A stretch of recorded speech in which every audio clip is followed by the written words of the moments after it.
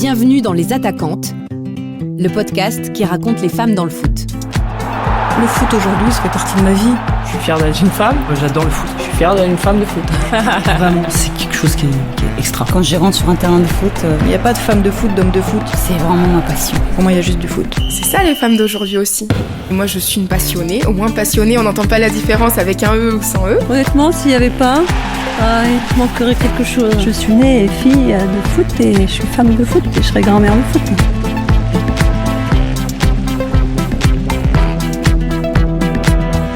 On les appelle Madame la directrice ou Madame la présidente. Elles font partie des rares qui dirigent le football. Elles ont le pouvoir. Ce sont elles qui décident. Je suis Camille Maestracci. Épisode 6, c'est elle la patronne.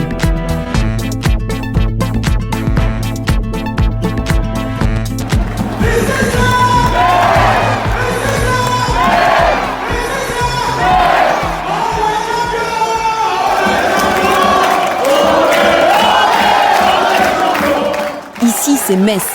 C'est ce que scandent les supporters que vous venez d'entendre. Nous sommes le 17 mai 2019. Le FC Metz est sacré champion de Ligue 2 et remonte en première division. J'ai rencontré Hélène Schrub quelques semaines avant.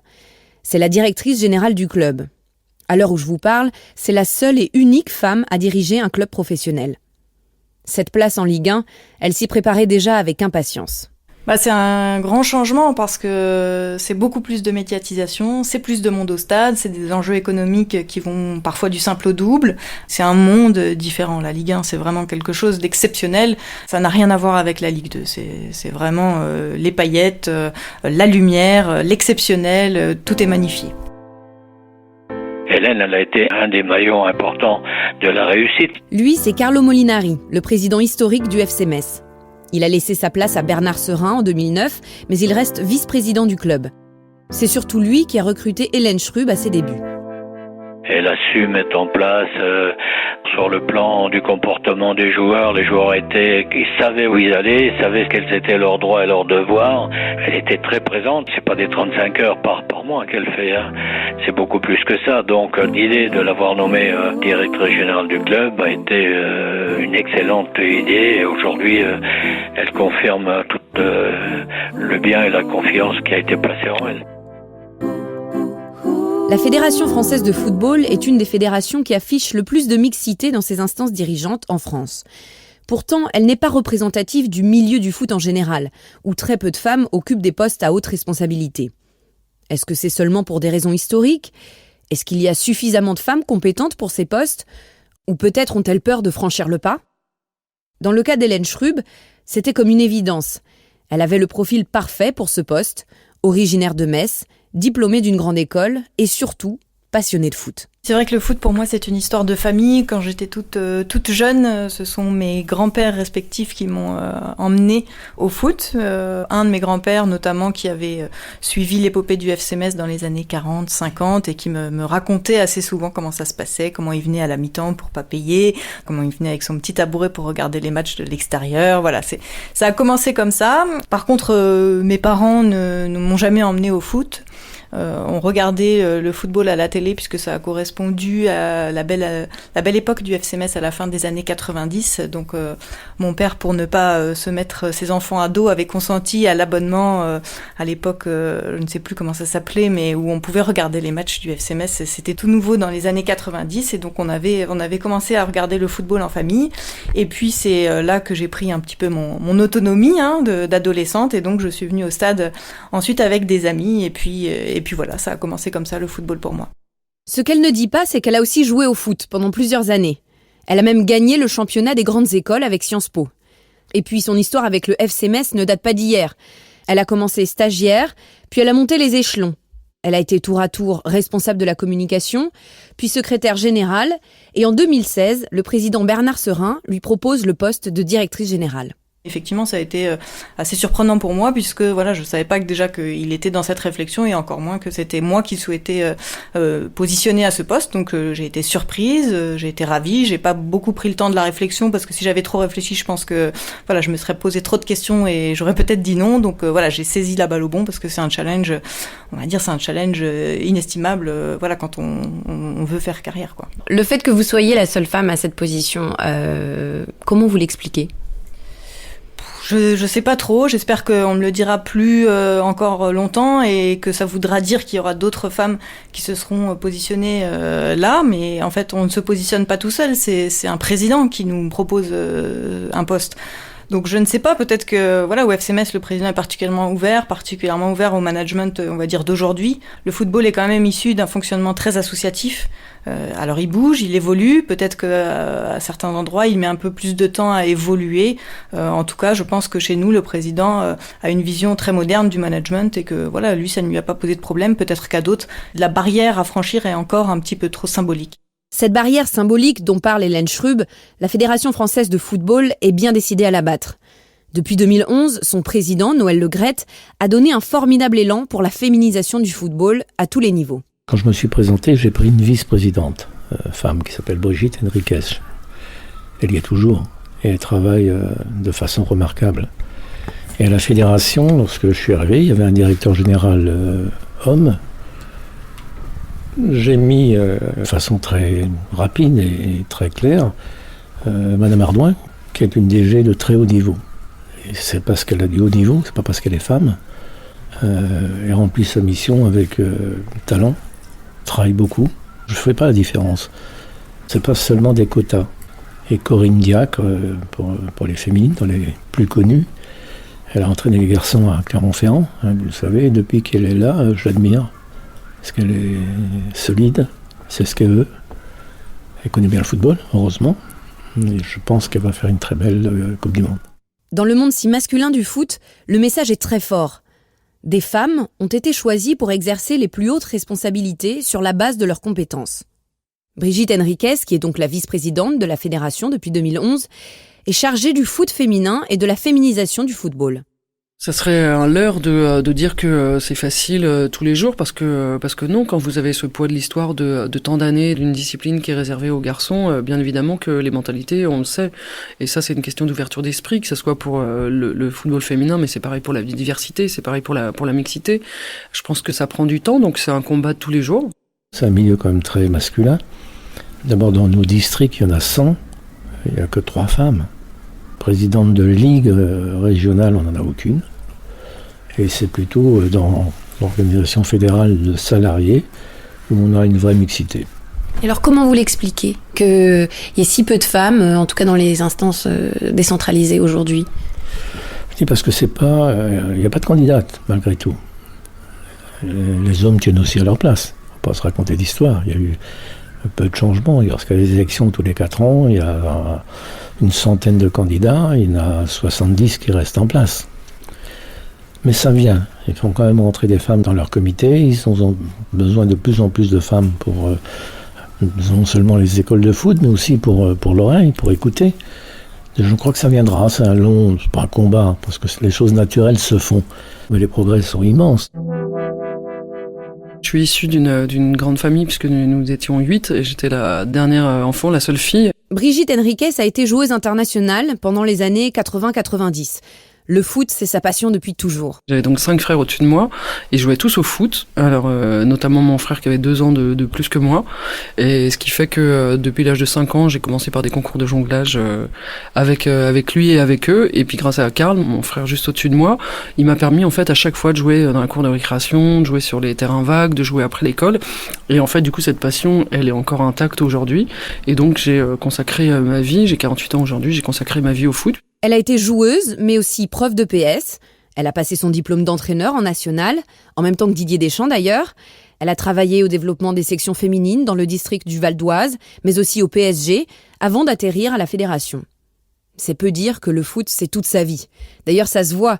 Quand elle me raconte des souvenirs de matchs, elle en a encore la chair de poule. J'avais la chance d'être, pendant la Coupe du Monde 98, dans le stade à Lens, contre le Paraguay, quand c'était la règle du but en or. Il y a un stress phénoménal parce qu'on n'est pas qualifié.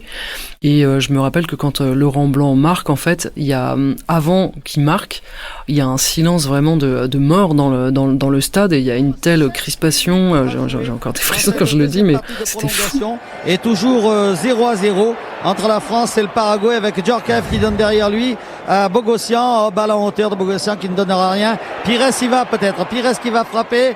Non, il n'est pas en position pour frapper, il préfère donner. Voilà. Et but de Laurent Blanc, et golden goal de Laurent Blanc, et golden goal de Laurent Blanc. Et là, il y a une effervescence incroyable, on se qualifie, puis après on connaît la suite, donc je sais que ça c'est vraiment surtout l'atmosphère et le but qu'il y a, ça m'a vraiment marqué. De la fin absolue de la partie, c'est extraordinaire la manière dont on est sauvé. Ah, ils nous ont fait peur, vous disiez, Chilavert qui s'est effondré, pendant que les joueurs de l'équipe de France, Chalut, Bollard, n'y croient pas encore. Chilavert qui va voir ses copains. Il y a 3 ans, un autre message fort est envoyé par le monde du foot. Nathalie Bois de la Tour est élue présidente de la Ligue de football professionnel. C'est l'instance qui gère les activités du foot professionnel, c'est-à-dire la Ligue 1 et la Ligue 2. J'étais pas candidate, donc mon élection elle s'est passée dans des conditions un peu particulières, puisque j'avais été approchée à plusieurs reprises. Mon mari était très malade à l'époque, il se battait contre un cancer, donc on a eu 2 ans de vie un peu entre parenthèses. Je ne me voyais pas accepter cette fonction et cette responsabilité compte tenu de ce que je vivais d'un point de vue personnel. Et puis il se trouve qu'on m'a approché une première fois, c'était pas le moment, une deuxième fois, c'était pas encore le moment. Et la 3e fois fut la bonne, puisque il y a eu une espèce d'alignement des planètes où mon mari n'avait plus de traitement, on espérait une phase de rémission qui est arrivée. Et à ce moment-là, il y a eu cette journée incroyable où, sans être candidate, déclarée, je me suis retrouvée élue, puisque l'ensemble des présidents de clubs et les membres de l'Assemblée générale m'ont demandé d'accepter la présidence. Et je suis devenue donc la première femme à siéger dans cette instance. C'est tellement rare de voir des femmes à des postes de pouvoir que de temps en temps les hommes sont, pour ne pas dire dérangés, tout au moins déstabilisés. Tant que vous avez la place de numéro 2, les hommes sont là pour vous aider et ça leur va plutôt bien. En revanche, dès que vous êtes numéro 1, ça change tout. Et là, c'est beaucoup plus compliqué. C'est un milieu d'ego. Donc, comme tout milieu d'ego, de pouvoir, c'est un milieu qui est dur. Pourquoi ? Parce qu'il ne faut jamais oublier que la dimension sportive, et donc la compétition, fait partie de l'ADN du football. Chaque semaine, nos clubs, nos présidents de clubs, donc, sont en compétition les uns avec les autres. Donc forcément, ça rejaillit un peu sur les décisions qui doivent être prises au niveau du conseil d'administration. Quand vous êtes une femme à ce poste, si à un moment vous dites une bêtise, ce qui peut arriver à n'importe qui, n'importe quand, effectivement là on me regardera de manière plus insistante et on me le fera remarquer de manière plus pérenne. Mais il n'y a pas que le poids de l'histoire, comme disait Brigitte Henriques, qui explique ce genre d'attitude, ou qui explique tout simplement ce constat, c'est-à-dire que les femmes sont encore très peu représentées dans le milieu du football et encore moins dans des postes à responsabilité. Il y a une autre raison, très féminine, à ce plafond de verre, c'est que beaucoup de femmes se remettent tellement en question qu'elles n'osent pas se lancer. Quand vous demandez à une femme « est-ce que vous pouvez accepter tel poste ?», la réponse d'une femme, dans 90% des cas, c'est « mais est-ce que je vais être capable ? Est-ce que j'ai les compétences pour pouvoir le faire ?» Un homme se pose moins la question, ça c'est la première chose. Et la deuxième chose, c'est que vie personnelle et vie professionnelle sont beaucoup plus difficiles à combiner pour une femme qu'un homme. Alors ça va peut-être changer avec les nouvelles générations et je l'espère que le partage de responsabilités va être mieux équilibré. Mais voilà, donc on sait qu'on va forcément sacrifier quelque chose et donc on a peur de pas être parfaite, de pas bien faire au niveau du monde professionnel et au niveau également de notre monde familial. Et c'est ça qui est difficile. Je raconte souvent l'anecdote de notre président qui nous dit que quand il a un poste important à proposer à 2 personnes, quand il a un homme dans son bureau, même si c'est caricatural et qu'il y a des hommes qui sont pas comme ça, l'homme dans la seconde qui suit lui a dit oui. La femme, elle va lui demander si il veut bien donner une dizaine de jours pour consulter tout le monde et savoir. On a tout le temps besoin d'être rassuré sur le fait qu'on est capable et d'oser. Et ça, je pense que c'est très féminin. Il y a aussi bien sûr des hommes qui sont aussi comme ça, mais c'est vrai que ça c'est une caractéristique. Et nous, on en a fait notre parti pris puisque aujourd'hui, en fait, on va les chercher, ces femmes compétentes, et en fait on a créé aussi le club des 100 femmes dirigeantes, qui sont en fait des femmes qui sont déjà engagées depuis longtemps dans le football, qui sont des présidentes de clubs, qui sont au comité de direction, et en fait on les accompagne pendant une année complète avec des modules juste de développement personnel, justement pour oser. Ce qu'explique Brigitte Henriquez, c'est que l'idée de la Fédé est de créer en fait un réservoir, même si c'est pas très joli à dire, de femmes compétentes dans le milieu du foot, et surtout aptes à exercer des fonctions à haute responsabilité. Ce qui va sans doute aussi bouger les lignes, c'est bien sûr la Coupe du Monde féminine en France. Pour Nathalie Bois de la Tour, tout part du terrain. Plus il y aura de jeunes femmes, de petites filles qui pratiquent le football, plus au fur et à mesure, on les retrouvera à différents niveaux du football français. Et je pense que cette Coupe du Monde va nous permettre de franchir encore un nouveau palier. Il faut quand même bien revenir en arrière. Moi, je suis d'une époque où les petites filles, elles jouaient pas au football. Il n'y avait pas de section féminine. J'ai 2 garçons, un qui a 21 ans, un autre qui en a 11, qui ont joué dans les mêmes clubs de foot, à 10 ans d'intervalle.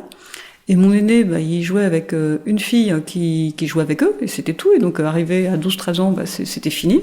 Elle avait plus d'endroit où jouer. Et mon petit garçon, dès qu'il est rentré en U7, il y avait des équipes féminines avec des petites filles qui jouaient, et avec 3 équipes de constituées. Donc là, en 10 ans, on voit le chemin qui a été parcouru. Et donc forcément, plus vous allez avoir de femmes qui jouent au foot, plus les codes féminins, les femmes vont être davantage acceptées, et mieux c'est pour le développement de la pratique.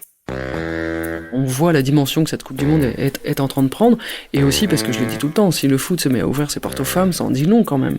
Le foot, c'était vraiment un sport qui était ancré, qui était genré pour les hommes.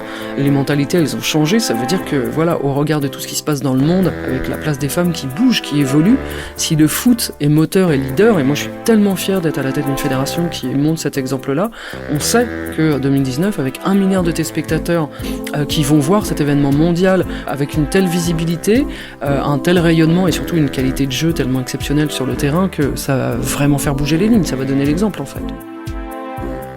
Certes, les choses avancent, mais est-ce que ça va assez vite ?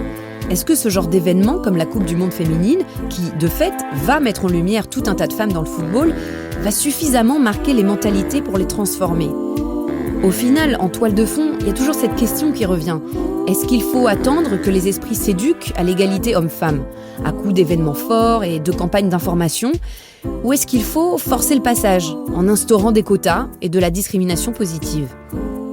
Pour Hélène Schrub, la solution, c'est de revenir à l'essentiel. Pour moi, le football doit être universel. Une femme peut aimer le football masculin, comme un homme peut avoir envie d'aller voir des matchs de football féminin. Donc c'est vrai que moi j'aime le foot. Je pense que le foot est un sport populaire, est un sport mixte, est un sport dans lequel le public doit être mixte. C'est pour ça que voilà, il n'y a pas de femmes de foot, d'hommes de foot. Pour moi, il y a juste du foot.